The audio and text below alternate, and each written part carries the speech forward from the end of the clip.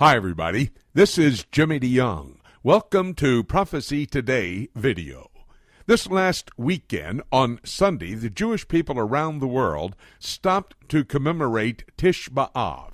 Tisha B'Av is the 9th day of the Jewish month Av. It's the day on the Jewish calendar in 586 BC and then again in 70 AD, when the two Jewish temples of Israel's history were destroyed.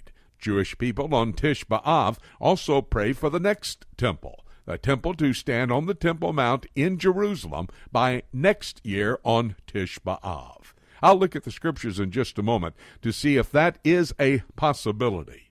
Also this last weekend, we talked with a number of broadcast partners who reported information that we all need to know so that we can have a better understanding of the times in which we're living. We talked to Ken Timmerman in Washington, D.C.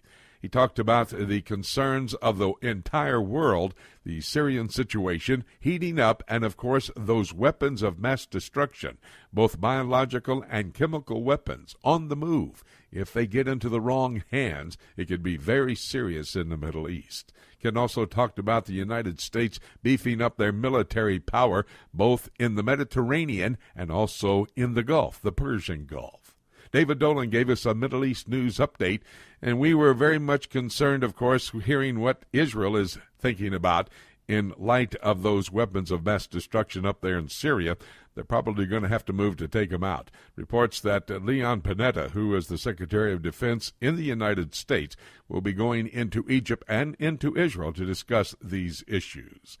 With David Wilder, who is the spokesperson for Hebron, the oldest Jewish community in the history of the world, we talked about the history of Hebron and how it's the second most important site, sacred site for the Jewish people. Itamar Marcus of Palestinian Media Watch revealed to us on Palestinian media they're propagating the hatred of the Jewish people by using a baby-eating Zionist lizard. Despicable. Brandon House came to these microphones, and we talked about Christian leaders working alongside and in coordination with Glenn Beck, taking place this weekend, in fact, and what has happened as that is concerned, much concern in the body of Christ. And Dr. Rob Congdon gave us our European Union update, economic news not good coming out of the European Union, which indeed will affect the entire economies of these world. Now, these are very, very important reports, each with a prophetic significance.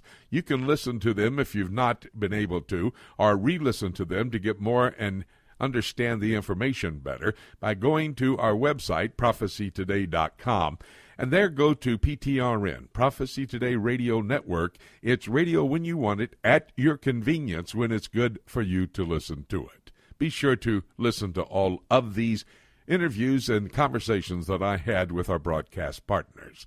But also be sure to re-listen or listen for the first time if you haven't heard it to my conversation with Rabbi Yoel Karen. He actually explains Tisha B'Av, and then he reports on all the preparations for the next Jewish temple to stand on the Temple Mount in the city of Jerusalem. We said that we would see if this is indeed scripturally possible. But first, let's look at the history of these two Jewish temples and think about what happened on Tisha B'Av in 586 and 70 A.D.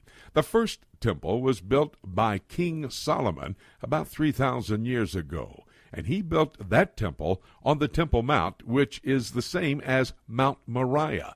Remember, that's where Abraham took Isaac to offer him up as a sacrifice unto the Lord.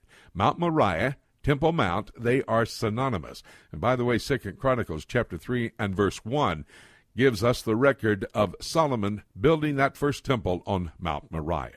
It took Solomon some 7 years to build the temple. That's 1 Kings chapter 6, verse 38.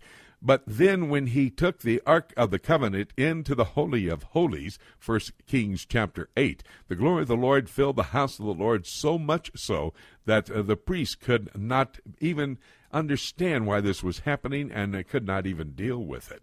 That was a very important time in the history of the Jewish temples. By the way, that temple was destroyed by King Nebuchadnezzar, the Babylonian king, in 539 B.C. The record of that, 2 Chronicles chapter 36. And that was on Tisha B'Av, 539 B.C. Well, the second temple was built by Zerubbabel. The book of Ezra, chapters 1 and 2, talk about 50,000 of the Jewish people going under the leadership of Zerubbabel back to Jerusalem to build that temple. It took them about 25 years to actually build the temple. And in Ezra chapter 6, you see the record of the dedicatory service that took place when all of Israel was there for that very special time. But that same temple, that's the second temple now, was refurbished by Herod the Great. In John chapter 2 and verse 20, it says that it took him 46 years to refurbish the temple. It was a majestic temple on the skyline of Jerusalem there on the Temple Mount. In fact, the rabbi said if you'd never seen Herod's temple, you had never seen a beautiful building. That temple was destroyed, Tisha B'Av, 70 A.D., by General Titus and the Roman soldiers. Now, Bible prophecy does tell us that there will be a temple in the future on the Temple Mount in Jerusalem. Zechariah chapter 1 and verse 16 and chapter 6 and verse 12 says that the Messiah, that would be Jesus Christ, the Messiah will come back and rebuild a temple on that location. Ezekiel chapters 40 to 46, 202 verses describing Messiah's temple, and 2 Samuel chapter 7, the Davidic covenant is absolute proof that that temple will indeed be built on the Temple Mount in Jerusalem.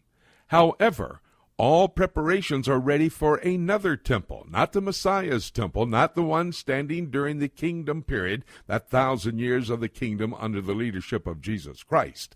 But there will be a tribulation temple. Now, the Bible confirms that as well. Daniel 9, verse 27, Matthew 24:15, Jesus Christ even says, when you see the abomination of desolation spoken of by the prophet Daniel, flee. So that's confirmation of that tribulation temple. 2 Thessalonians 2:4 says that the Antichrist walks into the Holy of Holies and claims to be God. That's the abomination of desolation.